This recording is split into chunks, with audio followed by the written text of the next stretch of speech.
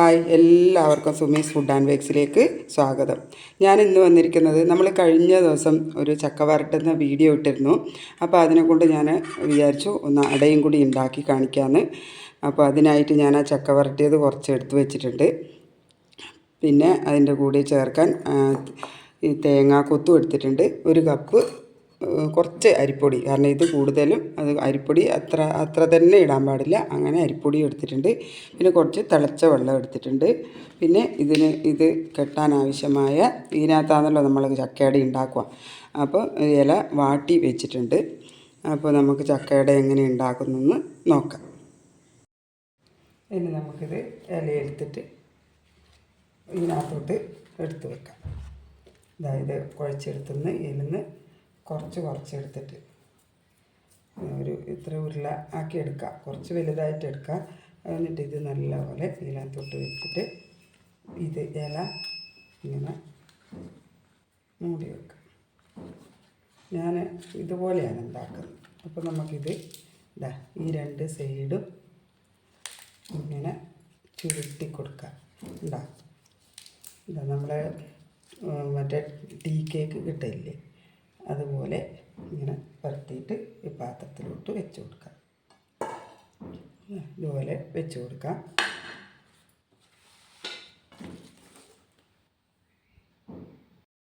അപ്പോൾ നമ്മളെല്ലാം ഇതുപോലെ ആക്കി വെച്ചിട്ടുണ്ട്. അതിനിടയ്ക്ക് ഇങ്ങനെ ഒന്ന് തുറന്ന് വരുന്നുണ്ട്. അപ്പോൾ നമ്മളിങ്ങനെ പിരിച്ച് കൊടുക്കാം. ഇടയ്ക്ക് ഇല പൊട്ടിപ്പോവും, ശരിക്കും വാടിയാവാത്ത ഇലയാണെങ്കിൽ പൊട്ടും.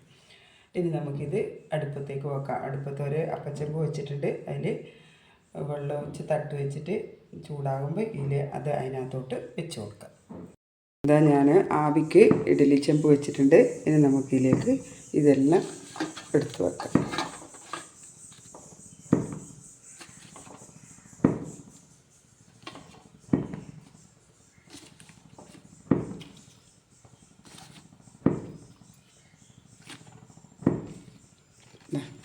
എത്ര എണ്ണം ഉണ്ടാക്കിയിട്ടുണ്ട്?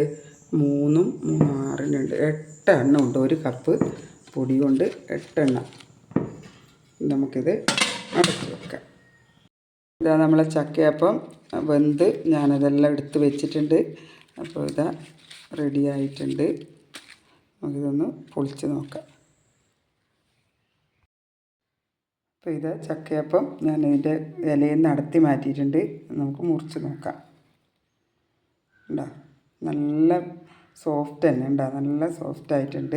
നമുക്കൊന്ന് കഴിച്ച് നോക്കാം. അടിപൊളി ടേസ്റ്റ് തന്നെ, നല്ല ടേസ്റ്റ് ഉണ്ട്. അപ്പോൾ എല്ലാവരും ഉണ്ടാക്കി നോക്കുക. ഇഷ്ടപ്പെട്ടെങ്കിൽ ലൈക്ക് ചെയ്യുക, ഷെയർ ചെയ്യുക, സബ്സ്ക്രൈബ് ചെയ്യുക. ഓക്കേ.